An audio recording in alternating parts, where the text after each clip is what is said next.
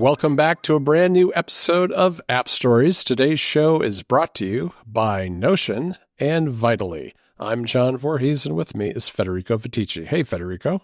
Hello, John. How are you? I'm doing all right. I feel like we've started the holiday season early because I've been nerding out before, we even get very deep into it. I think it's a lot of fun doing this stuff. I love doing these projects. Yeah, it's the best time of the year in terms of nerding out, finally having some time to whatever it is you want to do, play with apps, play with hardware, play with games or accessories. And we have more to share. And of course, we have some follow-up directly related to the previous episode in the App Stories Plus segment of the show. So if you're not a member, this is a great time of year to become a subscriber to App Stories Plus to get some extra content and ad-free episodes that also come out early. It's a great time of the year to be a nerd and to follow us on App Stories and the club. Yeah, absolutely. And if you want to learn more about the club, you can go to plus.club to learn all about what we offer at the various tiers there. Okay, Federico, let's dive back into what we've got going on during the holiday season. I see you've added some things to your list. Let me go first. I'm going to let you go first because I'm not going to spoil it. I added some to my list too, though, is all I wanted to say. Okay. So first up in my list is something I'm once again waiting for specifically for John to ship to me, for John to receive it and then to ship to me. Yes. So I think I told you on last week's episode of App Stories, or maybe it was connected. I don't know. I got the itch again to see whatever happened to the. You remember the Brydge keyboards? Oh yeah, I had a couple. I tested some of those back in the day. Yeah. They were pretty good.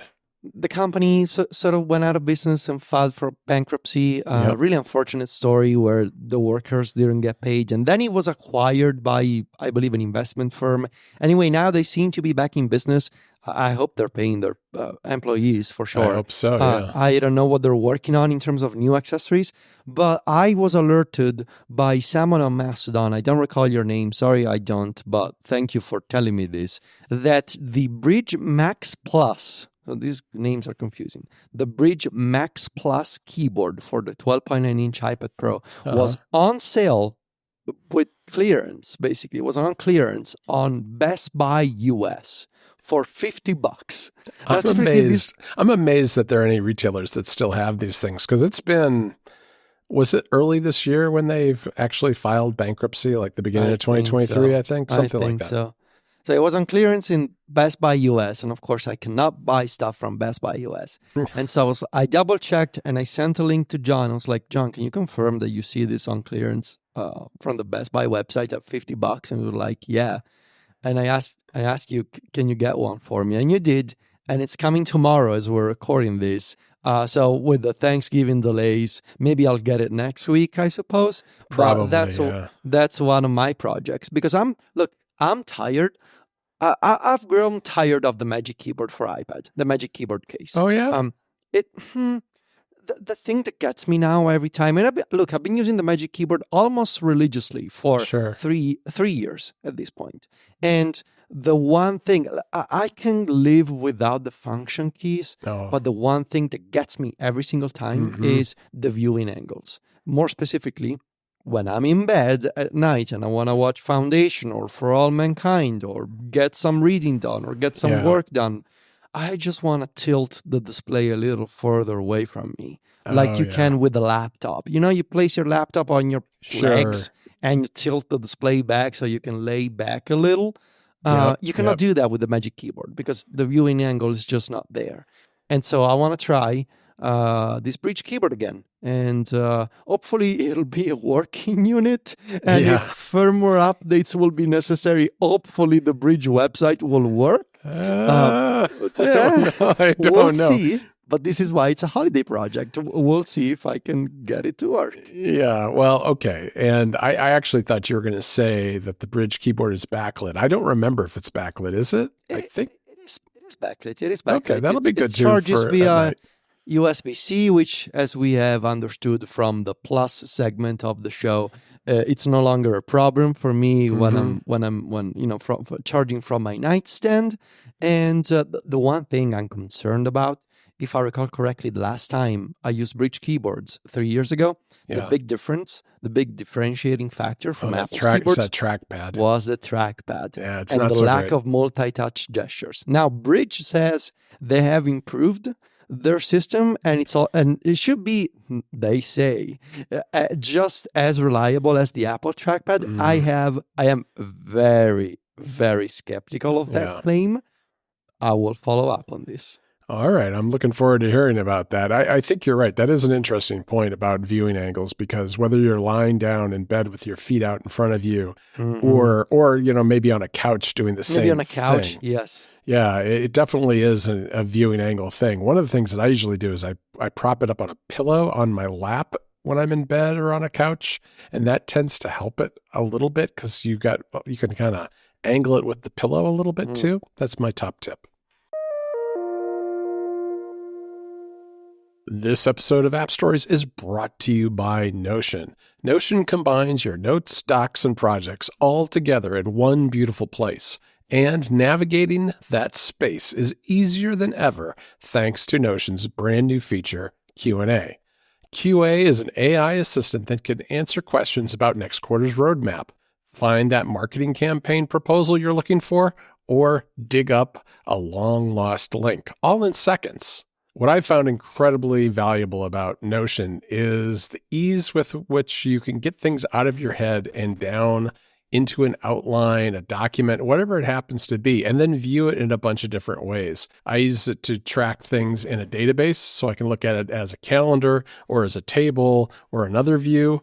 I also use it to do show notes for this show and others, which is a great way to just get organized because the outlining features are so good. And with Q&A, the more things you have in your Notion, the more valuable it is because you can query your database of all your notes and everything you've got inside Notion and find things fast and make connections.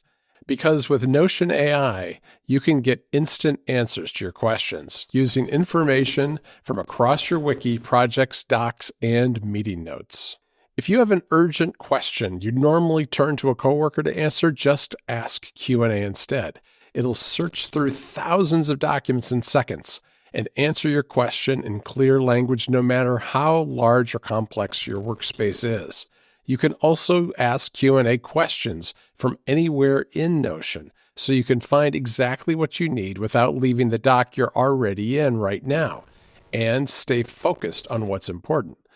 When you use Notion AI, it's even easier to do your most meaningful work. Try Notion AI for free when you go to notion.com/appstories. That's all lowercase letters, notion.com/appstories to try the powerful, easy-to-use Notion AI today. And when you use our link, you're supporting our show. Notion.com/appstories. Our thanks to Notion for their support of the show. All right, Federico, let me dive into my first one. I just have one more hardware-related thing. In our Club Mac Stories Plus Discord, someone posted a link to Best Buy yet again, was selling an 18 terabyte hard drive from Western Digital for $200, which is a fantastic... Did you say 18 for only... Terabytes. $200, which is a really good deal. Is it an SSD? No, it's not. It's a regular hard drive, but I'm like not, a spinning drive. Yeah, it's a spinning drive, but it's not in my office and anything like that. So it doesn't matter that it's a little bit noisy and hot. It's attached to my Mac Mini server, which is a 2018 Intel-based Mac Mini that keeps that closet nice and toasty warm all year round because it's got a bunch of hot hard drives attached to it and it runs pretty hot itself. But here's the thing I was running into. I had a drive, you collect drives over time. This is going to sound a little bit like Stephen Hackett, I think, but he and I share this a little bit. I had a drive with Plex on it that was at about 5 terabytes and getting pretty close to full. I had another drive with a bunch of data on it, which part of this is a giant archive of Apple related stuff that I know Steven has too, that also is 5 terabytes as well. Plus, it's got like all the old logic files for app stories and Mac stories and wine, stuff like that. It's just like random stuff that I'm keeping, cold storage that I don't need day to day, but I didn't want to get rid of. So I've got 10 terabytes total there on 2 different drives. And what this is letting me do, and I'm actually in the process of doing it now, is consolidate that onto one drive and then use one of the other older drives that I had that aren't big enough to handle both of those things together, and use that for a network attached time machine backup system for both my Mac Studio sitting in the office, as well as my MacBook Air and the Mini itself. So I'm actually going to, out of this, reduce the number of drives that I have. The 18 terabyte one will be about, 11 terabytes full, I think, at the end of the day. Wow. I have another 10 terabyte one that's going to be just for Time Machine. And I think that's it. Wow. Is it the Western Digital MyBook desktop? It's not. It is not. It's called the Easy Store. Is it the Easy Store? Easy Store 18. Easy Store. Yeah, Best Buy. Let's see, Best Buy US Easy Western Digital Easy Store 18 terabytes. Yeah, $200. Wow. Yeah, and it's. I think it's a brand that's made just for Best Buy. I think it's basically the same as that MyBook one that I've seen in other places like Amazon. Very similar. Yeah, the case I think is identical. There's just some different branding on it. And at $200, it was just too hard to pass up, because this is just a way of reducing the number of drives attached to this Mini. I would like to move to an Apple Silicon Mini for my server at some point, but I don't know. I haven't really wanted to pull the trigger on that, because as much as I like having a Mac Mini server, I don't feel like you use it for enough different things for it to be worth spending that kind of money on a Mini, as long as this Intel one is still good and in a different part of the house where it's not really bothering me. Okay. Well, I now move to software. John. Okay. Sounds good. And I bring you a question, or more like a mission, I guess. I am going to spend some time searching for, now stay with me here, the things of read later apps. All right. And here's what I mean. I've been putting some thought into refreshing a little or rethinking how we do short linked posts on Mac Stories. This is something you and I have been talking about and sort of mulling over the past several months. And sure, right. There's a bunch of things we would like to do with the proper redesigned websites, but there's also things I think that we can do in the meantime with the existing structure of Mac Stories. And something I realized is that, so I have this shortcut that I created years ago to turn a Safari web page into a linked post in Obsidian, in my text editor of choice. And that's fine, but that shortcut, I realized that there are many instances in which I save an article for later, and I save it into a read later app. And then I read it in the read later app, and there's always so much friction in terms of like, I'm liking this thing that I'm reading. I would like to link it on Mac Stories, but that shortcut that I have is not well suited for something that is not Safari, basically, as the source. So I want to simplify that process of going from something that I saved into a link on Mac Stories. So this is from this perspective, it's a purely like logistical thing that I need to figure out. At the same time, I've been sort of thinking like maybe the reason why I keep changing read later apps, and the reason why I embraced things, and for the first time in years, I am not feeling the urge to try anything else. It's that excellent shortcuts integration that Things has. Yeah. And I think that was the missing piece for me that made me realize this task manager now feels like home.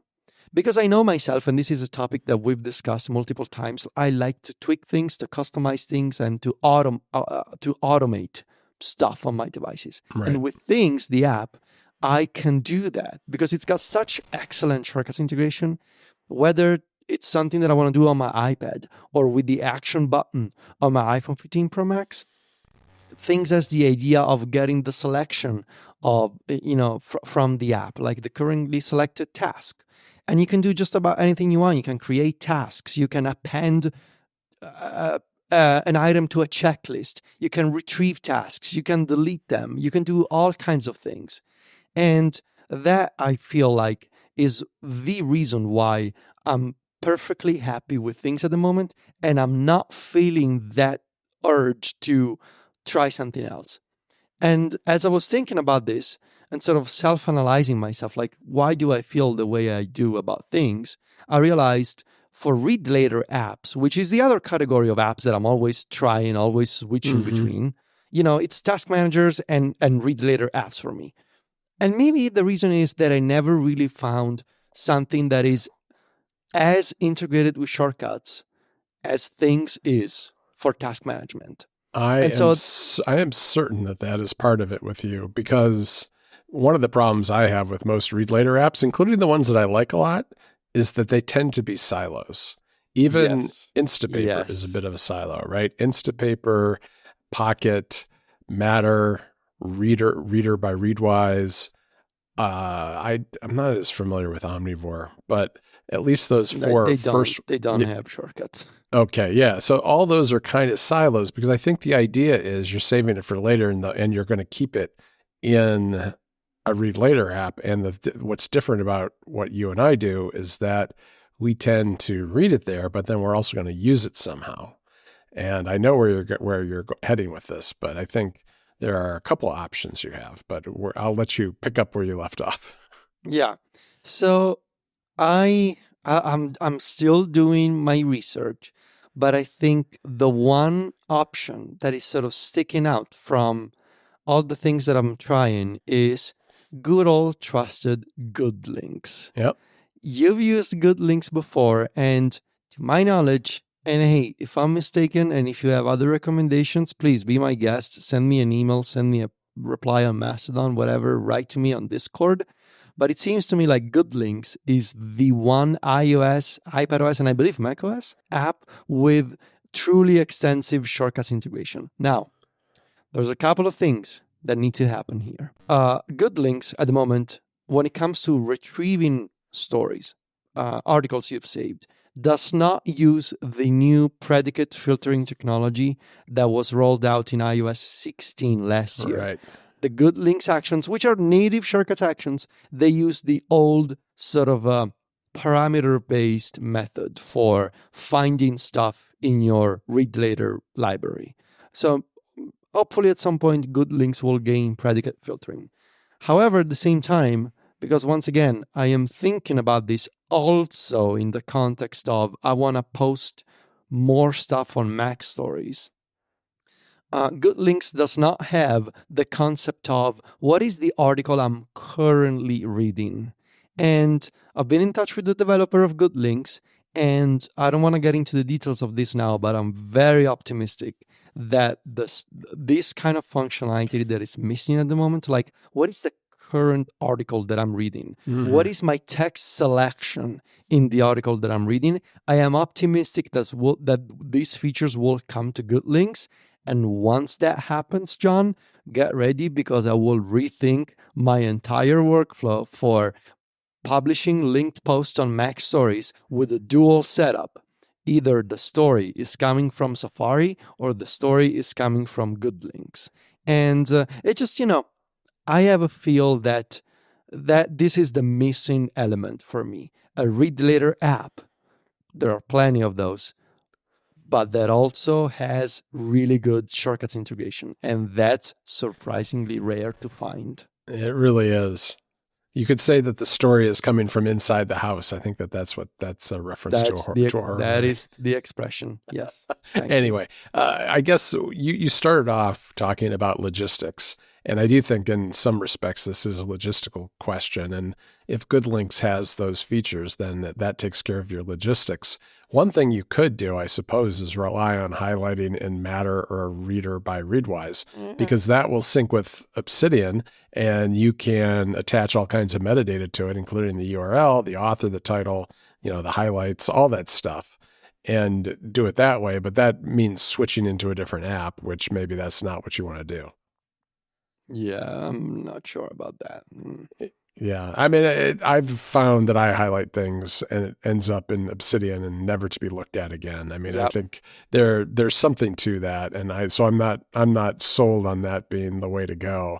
I think Good Links, a lot of people use it as a read later app. I think it as a read later app, it's not as polished as something like Matter. It's got a good, it's got a good reader view in terms of, cleaning up the article. But I think in terms of sheer design and readability with font choice, a nice set of fonts and all that kind of stuff, Good Links isn't quite there yet. It does not have the audio feature either that you can get with things like Reader or Matter, or I guess Instapaper, although Instapaper uses the built-in Siri voices, which are not so great. But anyway, yeah, that's a great project. I'm curious to see where you end up, because it's something that I'd like to try to do. And if it is easy enough from just a turning articles into link posts standpoint, it might be a way that I go to too, just because it's more functional from a work standpoint as opposed to just a pleasure reading standpoint. Let's see. What else have I got on my plate this year? All right, let's see. For this holiday season, I'm also going to spend some more quality time with my Boox Tab Ultra, which is my Android e-ink tablet that we talked about a few episodes ago. I am eventually going to write about this. I'm not in a hurry to do it, though. I do think that e-ink tablets are having a moment. I've seen a lot of other sites starting to write about them. Boox has put out a whole new batch of e-ink readers. Sometimes I feel like they're the Aya Neo of e-ink. And if you know Aya Neo's, portable game. What a sentence. I know. This is how deep down the rabbit hole I am. Aya Neo, and however you pronounce it. They make portable Windows and Android gaming handhelds, and they come out with a new one. It seems like every other week. Yes, yeah, yes. And Boox does kind of the same with e-ink tablets at least a couple of times a year, and they usually come out with several. But the tablets in particular are really, I think, gaining some momentum, and there's a lot more you can do with these more powerful processors in these from a reading and a writing workflow standpoint. And I want to, first of all, I'm going to spend some more time exploring the Google Play Store, which is kind of a vast wasteland I found when I went through it for the first time, but I'm sure there's some hidden gems in there. So if anybody has any recommendations on e-ink friendly apps for Android, I'm all ears. But those kind of things are very hard to find because there aren't that many of them. But I'm curious what people are using. And then I'm just going to spend some time actually using it to write and read a little bit more. I have a lot of reading I want to catch up on over the holidays, and I will dive into Obsidian and see if the minimal theme is progressing for Android and e-ink, because it was pretty good the first time I tried it. It's been a little while since I've done any writing in the Boox Tab Ultra, but yeah, I'm looking forward to taking some notes, getting organized, and kind of not being distracted by all the work type stuff I have on my MacBook or on my iPad Pro, and just using the Boox as a way to focus in on a couple of things like taking notes and reading. This episode of App Stories is brought to you by Vitally.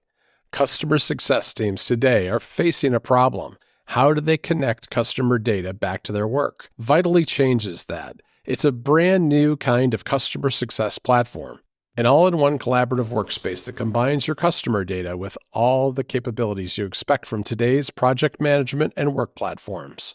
Because it's designed for today's customer success team, that's why Vitally operates with unparalleled efficiency, improves net revenue retention, and delivers best-in-class customer experiences.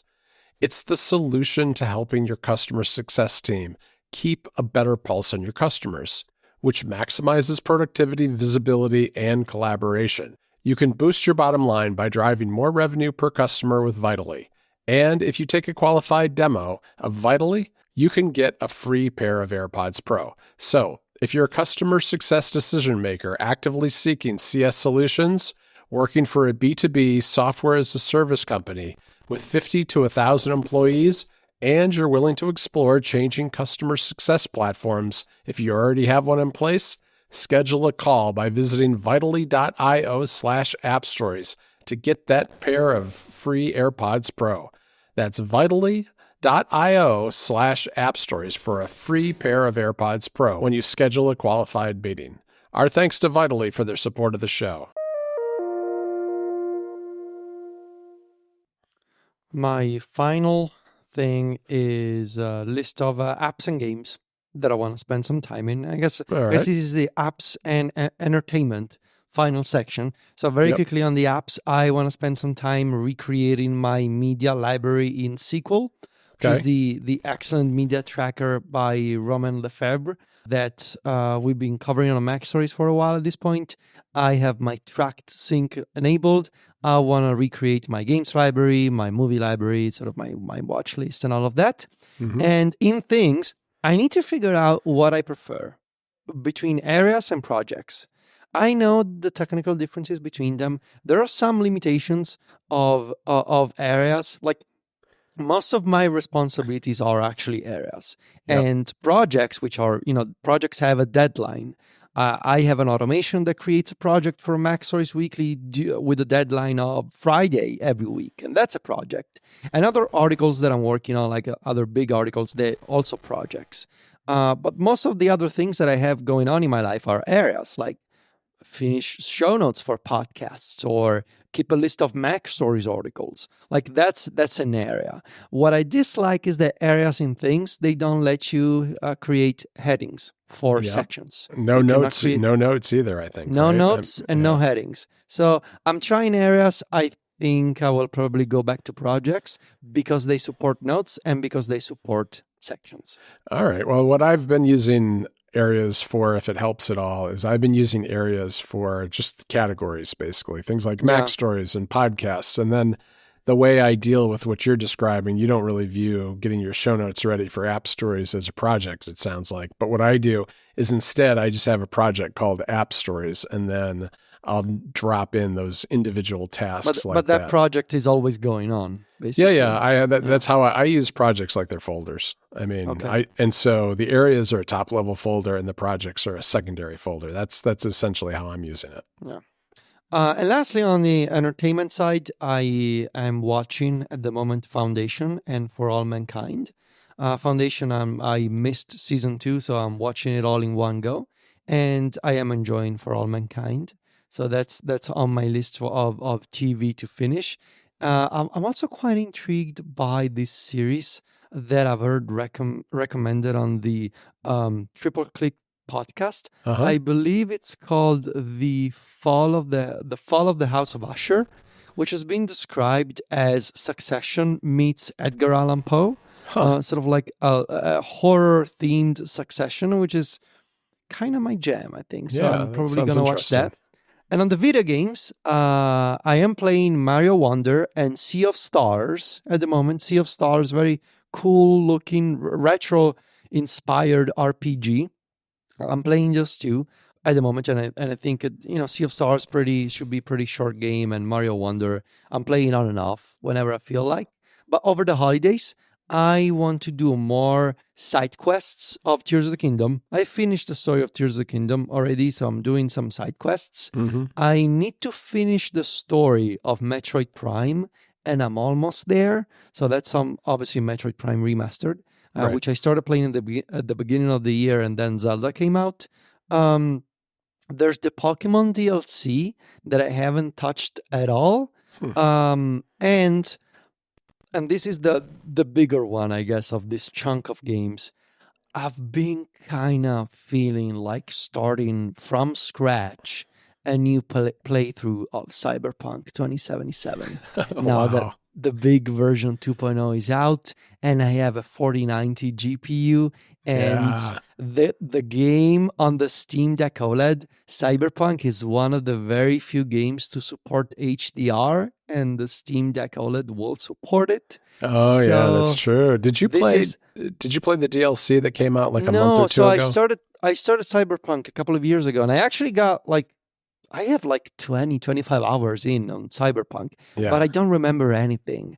And I know that they improved a lot of mechanics. Did they fix the driving? The driving was so bad. Oh, they fixed all kinds of things. Okay. Yeah. And version 2.0 has a massive update for like quality of life changes and like actual mechanic related changes, like a new skill tree, for example, in the main game. And then there's the DLC. But I've heard. I think it was on the besties. I've heard a few of the guys say, I dropped off Cyberpunk a couple of years ago, and instead of trying to go back and recall what I was doing, I just started from scratch again.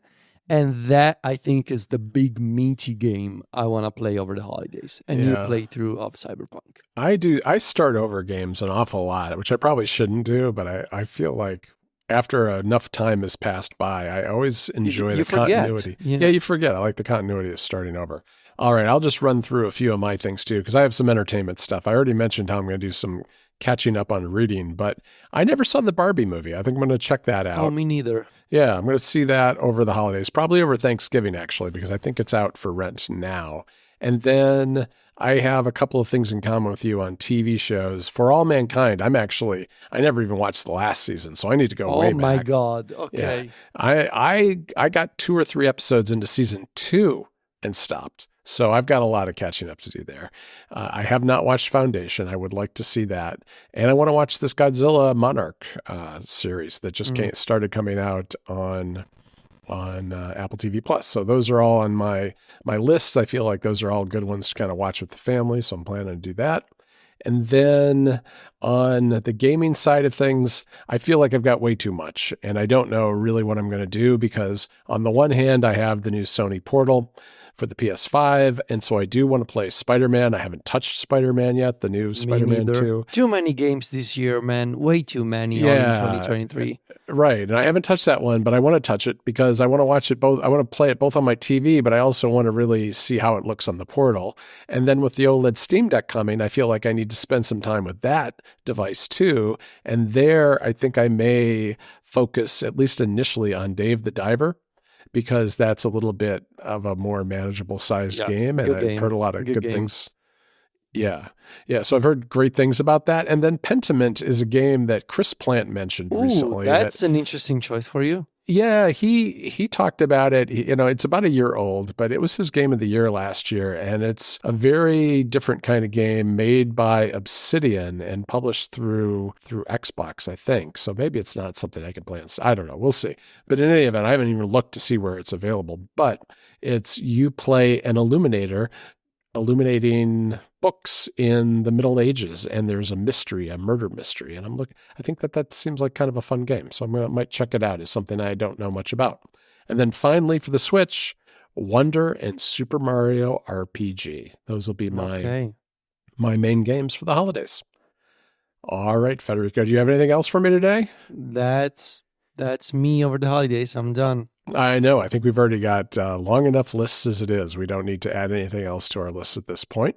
I want to thank our 2 sponsors for this episode. That's Notion and Vitally. You can find me and Federico over at MacStories.net and on Mastodon. Just go to Vitici.MacStories.net to follow Federico on Mastodon, and go to JohnVorhees.MacStories.net to follow me on Mastodon. And we're on Instagram, where Federico is at Vitici. That's VITICCI, and I'm at John Voorhees, JOHNVOORHWS. Talk to you next week, Federico. Ciao, John.